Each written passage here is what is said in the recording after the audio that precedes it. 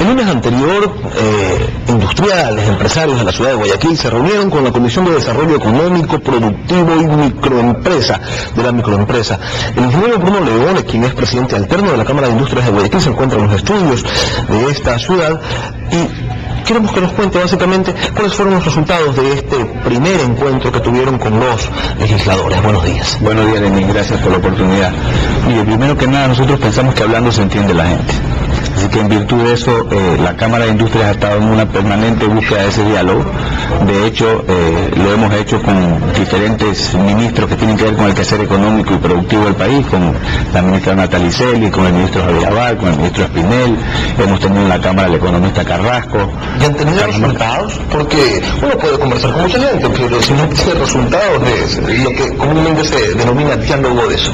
Bueno, entendemos que las cosas no se hacen de la noche a la mañana, ¿no? Pero lo importante es que hay una recepción de las ideas y que se trabaje en planes conjuntos. Por ejemplo, sabemos que la economista Natalicelli está trabajando en un esquema de cómo diversificar la producción del país, cómo dejar de ser un país de productos primarios para convertirnos en exportador de productos con alto valor agregado. Pero yendo al tema de la reunión de aquel lunes, diría que fue una reunión muy buena. Nosotros los invitamos, ellos accedieron a venir en una instancia pues había habido cierta negativa de parte del presidente de la asamblea de que los asambleístas vengan, pero ellos consideran importante venir. Yo creo que ellos tienen que salir de su... ¿Por qué se negaba Fernando Correa? No lo sé, pero en todo caso los asambleístas, conscientes de la responsabilidad que ellos tienen que jugar como legisladores y como representantes de la población de sus diferentes provincias, decidieron venir. Fue un diálogo abierto, muy transparente. ¿Algún compromiso, alguna promesa de resultados? Bueno, ellos nos dijeron que consideremos la vía de ellos como una vía expedita para eventualmente proponer leyes, proponer cosas que vayan en beneficio de la producción y de la reactivación del empleo, que es el principal problema, fue el tema central de la reunión. ¿Y qué es lo que se necesita a criterio de los industriales, de los empresarios, para reactivar el empleo en el país? Bueno, mire, lo primero que nada, tiene que haber un clima de tranquilidad. No es fácil desarrollar una actividad cuando hay un clima de inestabilidad, de inseguridad, de beligerancia. Eso no es adecuado para la inversión. Eso por un lado. Por otro lado, tiene que entenderse claramente cuáles son los factores que afectan a la producción para que no se tomen medidas que vayan en contra de eso. Yo creo que el deseo del gobierno de mejorar la calidad de vida de todos los ecuatorianos y de los trabajadores ecuatorianos, yo creo que es verdadera y que es loable hacerlo. Lo que no se puede contraponer a la actividad que vienen desarrollando las empresas, las industrias que generan empleo. Así es. Hay factores, fíjese usted, aquí yo le he traído este cuadro, Lenín, no sé, a esta cámara. Estas son cifras del INEC, cifras oficiales. A partir del segundo trimestre del 2008 vemos claramente cómo el desempleo tiene un ritmo ascendente. Sube del 6.4 al 8.6 y después tiene un leve descenso al 8.3. Las cifras ahora son trimestrales, estamos esperando ahora la del tercer trimestre para ver cuál es el comportamiento.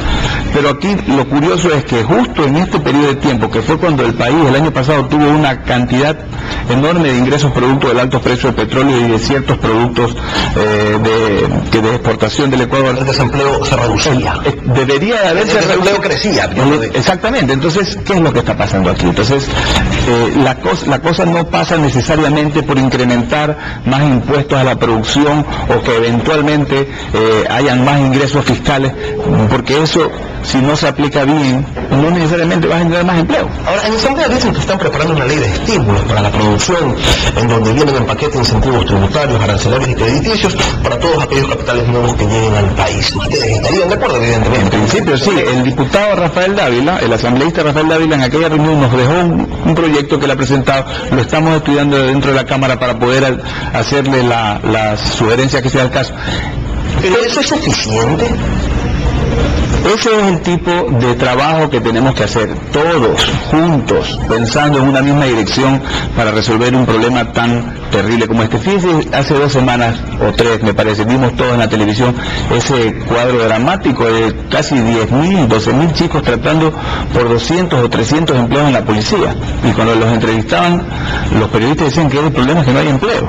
Entonces, hay realmente una suerte de casi hasta desesperación de chicos que salen de la universidad y no tienen dónde trabajar. Sin embargo, antes que encontrarnos con elementos o con políticas que incentiven la generación de empleo, tenemos reformas como la tributaria que generan el efecto contrario. Precisamente, ¿cuál sería el impacto que tendría sobre el empleo la reforma tributaria que plantea el rey? Mire, otro de los factores de la pregunta que usted me hacía hace un momento, de que nosotros consideramos que son las cosas que afectan, es esta falta de reglas claras, falta de previsibilidad en el tiempo. Estamos en el gobierno ya va para 3 años y esta es la tercera reforma a la ley de régimen tributario. Por ejemplo, el impuesto a la salida de divisas. El gobierno hizo un gran esfuerzo analizando todo el arancel ecuatoriano para llevar a cero una serie de partidas que tienen que ver directamente con la producción y con el trabajo, ¿verdad? Pero al ponerle el 2%, el 1 ahora, o el 2, o eventualmente mañana, quién sabe cuánto, se anula ese efecto. Entonces, por un lado hace un esfuerzo y por otro lado lo anula.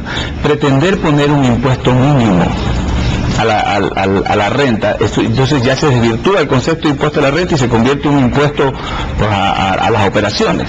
Entonces, y esto lo que va a afectar es a las empresas más pequeñas, porque las empresas más grandes, Lenin, van a generar sus utilidades y el anticipo que depositan de acuerdo a la ley en las 2 épocas del año que hay que depositarlo, lo van a poder devengar cuando hagan su declaración de impuestos. Pero no va a ser el caso de las empresas pequeñas. Entonces se sigue desestimulando por esa vía el emprendimiento, en definitiva, y la creación de empleo. Se requieren entonces medidas urgentes para que el desempleo no continúe creciendo como lo ha hecho desde el 2007 hasta esta fecha, según cifras oficiales. El INE, que el ingeniero Bruno León, el presidente alterno de la Cámara de Industrias de Guayaquil, ha presentado esta mañana aquí en